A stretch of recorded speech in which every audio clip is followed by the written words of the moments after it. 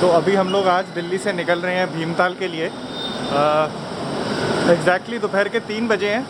देखते हैं कितने बजे तक पहुंचते हैं। वैसे तो 6 से 7 घंटे का रास्ता है दिल्ली से भीमताल का, लेकिन देखते हैं कितनी देर में पहुंचते हैं और क्या कोविड फॉर्मेलिटी है।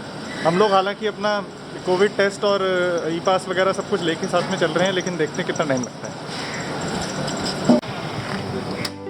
तो हमारी तैयारी पूरी है, सामान गाड़ी के अंदर रख रहे हैं और सीधा रोड पे निकल रहे हैं।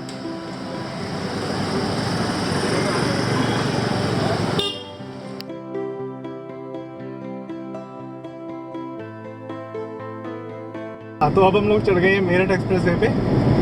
यहाँ से सीधा हम लोग इसी रोड पे चलेंगे मुरादाबाद या शायद उससे भी आगे तक 200 किलोमीटर तक। और अभी देख सकते हैं कि रोड कितनी अच्छी बन गई है। इसका भी रिसेंटली दिल्ली से मेरठ का इनाग्रेशन हुआ है। बहुत ही अच्छा हाईवे है। अब हम लोग ये यमुना क्रॉस कर रहे हैं। तो अभी हम लोग मेरठ एक्सप्रेस वे पे हैं। जैसे दिख रहा है कि 14 लेन्स का एक्सप्रेस वे है। पहले यहाँ पे बहुत पतला सा भीड़ा सा एक रोड होता था और मुझे याद है हमें बहुत ज़्यादा जाम में फंसना पड़ता था जब हम लोग नैनीताल या फिर हरिद्वार की तरफ जाते थे। तो अभी बहुत ज़्यादा कन्वीनियंट हो गया है। 100 किलोमीटर पर आवर की इसके ऊपर स्पीड लिमिट है और क्रूज़ करते हुए आप आराम से काफ़ी दूर तक इस हाईवे पे जा सकते हैं। इनफैक्ट ये इंडिया का वाइडेस्ट एक्सप्रेस वे है। यहाँ से जाने वाला जो रास्ता है वो तो क्लियर है, लेकिन आने वाले रास्ते पे आप देख पा रहे हैं कि किसानों के प्रोटेस्ट के चलते उन्होंने वो वाला हिस्सा हाईवे का ब्लॉक किया हुआ है। आते हुए देखेंगे, लेकिन फिलहाल जाते हुए जो रास्ता है वहाँ पे कोई ब्लॉकेज नहीं है। तो दिल्ली से डासना तक इसी एक्सप्रेसवे पे हम लोग सीधा जाएंगे। उसके बाद ये एक्सप्रेसवे के 2 भाग हो जाते हैं। एक भाग इसका जाता है मेरठ तक, उसके बाद एक भाग इसका जाता है हापुड़ तक। तो हमें हापुड़ वाले रास्ते पे जाना है। इस पे सीधा चले जाएंगे तो हम लोग मेरठ पहुँच जाएंगे।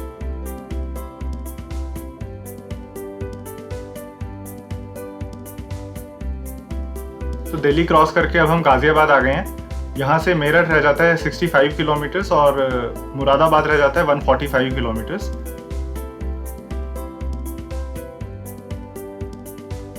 हालांकि 1 अप्रैल को मेरठ एक्सप्रेसवे का ऑफिशियली इनॉग्रेशन हो गया था, लेकिन अभी भी रास्ते में एक छोटा सा बीच में एक स्ट्रेच आता है जहाँ पे काम चल रहा है और उसी वजह से यहाँ पे जाम लगा हुआ है। लेकिन कोई इतना लंबा भी जाम नहीं था कि जिससे आपको परेशानी हो। छोटा सा ही एक स्ट्रेच था, मुश्किल से 5 मिनट 10 मिनट में हम लोगों ने उसको कवर कर लिया होगा। उसके बाद जो एक्सप्रेसवे है वो बिल्कुल वही 14 लेन एक्सप्रेसवे है और आराम से 100 की स्पीड मेंटेन करते हुए आप इसके ऊपर चल सकते हो।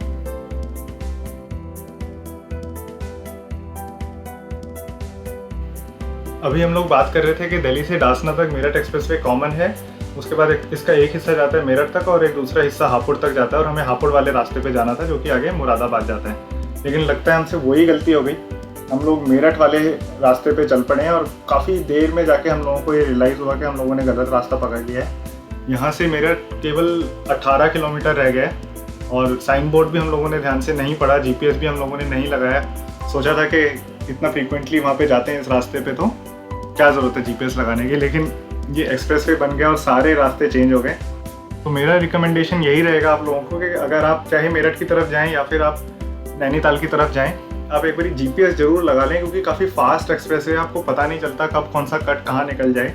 बीच में साइन बोर्ड पढ़ने का भी आपको टाइम शायद ना मिले रोड पे, अगर आपका ध्यान रहेगा तो GPS लगा के चलेंगे तो थोड़ा सा बेटर रहेगा। जो गलती हमने करी वो गलती आप ना करें। अब ये मैप हमें दिखा रहा है कि थोड़ा सा आगे से हम लोगों को इस पे हाईवे पे एग्जिट लेना पड़ेगा और उस एग्जिट को लेने के बाद एक रास्ता जाता है हापुड़ तक। उस रास्ते से हम लोग हापुड़ तक जाएंगे और फिर वहाँ से अपने रेगुलर NH24 पे मिल जाएंगे, जिससे कि आगे मुरादाबाद की तरफ चलेंगे। तो यहाँ पे एक्सप्रेसवे पे एक टोल भी आता है मेरठ से पहले, और फिलहाल हालांकि ये एक्सप्रेसवे पूरी तरीके से ऑपरेशनल है, लेकिन टोल पे अभी कोई पैसा नहीं ले रहे हैं। शायद वो जो मैंने आपको पीछे बताया था कि एक स्ट्रेच अभी भी कंप्लीट नहीं हुआ है, शायद उसके कंप्लीशन के बाद ही ये टोल जो है ये ऑपरेशनल हो जाए। मेरठ पहुँचने से थोड़ा ही पहले एक यहाँ पे एग्जिट आता है जो कि मोदी नगर मुरादनगर की तरफ जाता है। तो हमारा जो पहले दिल्ली से मेरठ का एक रोड होता था जो मुरादनगर मोदी नगर जाता था, ये वही वाला रोड है। ये उसी वाले रोड पे एग्जिट हम लोगों को करना पड़ रहा है। तो देखते हैं इसके ऊपर एग्जिट करके फिर आगे से GPS एक रास्ता बता रहा है, देखते हैं आगे कहाँ पे लेके जाता है।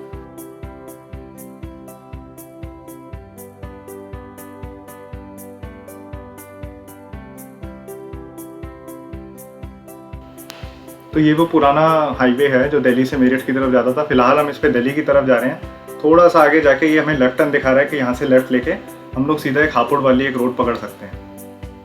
तो अब लोग हम हापुड़ की तरफ चल पड़े हैं। रोड सिंगल है लेकिन अच्छा है, गड्ढे नहीं है, ट्रैफिक भी कोई बहुत ज़्यादा नहीं है, गड्ढे भी नहीं है, तो ठीक है, एक डिसेंट स्पीड मेंटेन करते हुए हम लोग चल रहे हैं। थोड़ा टाइम ज़रूर वेस्ट हुआ लेकिन ठीक है, एक नया रास्ता भी देख लिया। हालांकि एक मेन हाईवे नहीं है लेकिन फिर भी सड़क अच्छी है। हम लोगों को लगा था कि कहीं ख़राब रास्ते से हम लोगों को निकल के ना जाना पड़े, लेकिन ऐसी नौबत नहीं आई, सड़क अच्छी है। अब हम लोग वापस अपने NH-24, आजकल उसको NH-9 भी कह देते हैं, हमारे नेशनल हाईवेज का नाम दोबारा से चेंज हुआ है, तो वापस अपने हाईवे पे हम लोग मिल गए हैं। यहाँ से सीधा हम लोग जाएंगे मुरादाबाद तक इसी हाईवे के ऊपर। इनफैक्ट अब तो क्योंकि हम रामपुर से एग्जिट लेंगे ना कि मुरादाबाद से, तो और आगे रामपुर तक इस हाईवे के ऊपर जाएंगे और वहाँ से फिर हम रुद्रपुर के लिए एग्जिट लेंगे इस हाईवे से। थोड़ा हम लोगों को लंबा ज़रूर घूम के आना पड़ा, लेकिन कोई बात नहीं, सफ़र में ऐसा होता रहता है। तो अभी हम लोगों को लगता है कि थोड़ा रुक के चाय वगैरह ले लेनी चाहिए। देखते हैं कोई अच्छी सी जगह पे रुकते हैं। तो अभी हम रुके हैं मामा यादव ढाबा, जो कि बहुत फेमस ढाबा है इस हाईवे पे।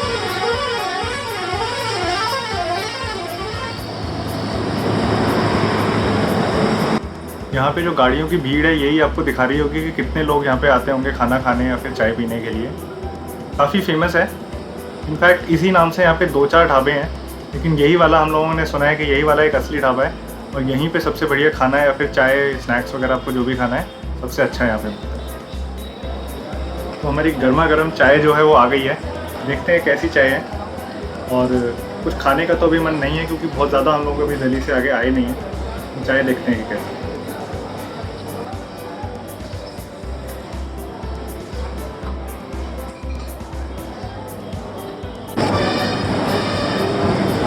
चाय बहुत ही अच्छी है। मैं सजेस्ट करूँगा कि कभी भी आप इस तरफ आएँ, इस हाईवे पे कभी नैनीताल की तरफ जाएं तो यहाँ पे रुक के चाय ज़रूर पीजिएगा।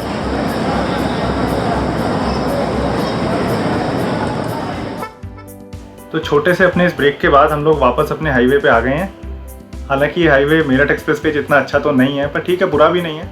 4 लेन हाईवे है, 2 लेन एक तरफ है, 2 लेन एक तरफ है, तो ठीक है, आगे चलते हैं। भीमताल में हमारा घर है तो काफ़ी फ्रीक्वेंटली हमारा वहाँ पे आना जाना रहता है, लेकिन कोविड के चलते काफ़ी समय से हम वहाँ पे जा नहीं पाए थे। तो पिछली बार 1-8 साल पहले जब हम वहाँ पे गए थे तो मुरादाबाद के बाद काफ़ी ख़राब रास्ता था। वहाँ से यू टर्न लेके टांडा, बासपुर, काला डूंगी होते हुए हमें जाना पड़ता था। सिंगल लेन था, रास्ता भी ख़राब था, गड्ढे थे सड़कों पर। लेकिन अभी सुनने में आया कि रामपुर के पास एक रामपुर बाईपास बन गया है, वहाँ से सीधा हम लोग रुद्रपुर होते हुए हल्द्वानी, काठगोदाम होते हुए भीमताल जा सकते हैं। देखते हैं अभी आगे जाके पता चलेगा कि वो नया रास्ता कैसा है।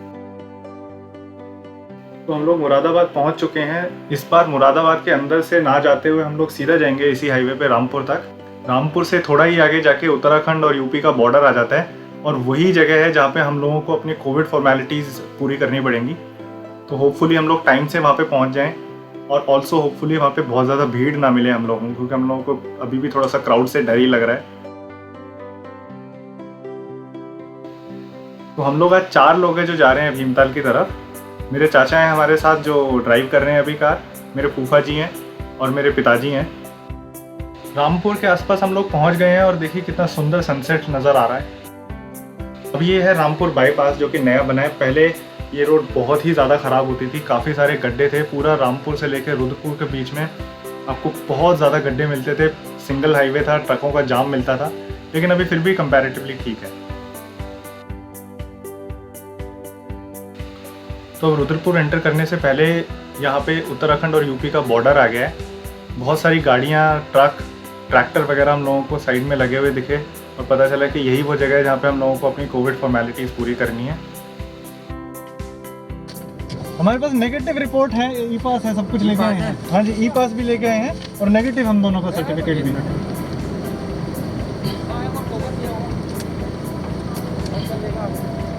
जोशीदा ई पास और वो देख लो, उधर दिखा दीजिए। टोकन लेके आए हैं, सब कुछ लेके आए हैं, सब कुछ लेके आए हैं। अच्छा अच्छा, एक बंदा उतर के आ जाओ और दोनों चीजें ले आओ। ले जा कहाँ पे आ जाए बताइए। हमारे पास ई पास भी है और कोविड नेगेटिव रिपोर्ट्स भी हैं, तो हम लोगों को यही डायरेक्ट किया गया है कि एक जना गाड़ी में से जाए और जाके रजिस्टर में अपनी एंट्री करवाए। तो मैं जाता हूँ अभी रजिस्टर में अपनी एंट्री करवाने के लिए सब लोगों की। और उत्तराखंड आने के लिए ई पास कैसे अप्लाई करना है इसका लिंक मैं आपको अभी डिस्क्रिप्शन बॉक्स में दे रहा हूँ, वहाँ पे जाके आप चेक कर सकते हैं और वहाँ पे क्लिक करके आप अपना ई पास अप्लाई कर सकते हैं अगर आप उत्तराखंड विजिट कर रहे हैं। तो ये वो जगह है जहाँ पे हम लोग रजिस्टर में अपनी एंट्री करा रहे हैं। थोड़ी सी भीड़ है और प्रॉब्लम ये है कि कुछ लोगों ने मास्क नहीं लगाया हुआ, ठीक से नहीं लगाया हुआ। तो थोड़ा सा पीछे डिस्टेंस मेंटेन करते हुए कोशिश कर रहा हूँ कि अपनी रजिस्टर के अंदर एंट्री करा दूँ। तो यहाँ बॉर्डर से हम लोग निकल रहे हैं, रजिस्टर में एंट्री करा दिया है। इन्होंने सिर्फ ई पास देखा और कोविड नेगेटिव रिपोर्ट मैंने इनको दिखाया भी, उन्होंने बोला ज़रूरत नहीं है, वो आगे नैनीताल डिस्ट्रिक्ट में चेक करेंगे। यहाँ पे ये लोग कोविड नेगेटिव रिपोर्ट नहीं देख रहे हैं, सिर्फ ई पास देख के आपको उत्तराखंड में एंट्री दे रहे हैं। अभी रात के 10 बज रहे हैं और हम लोग भीमताल पहुँचने वाले हैं।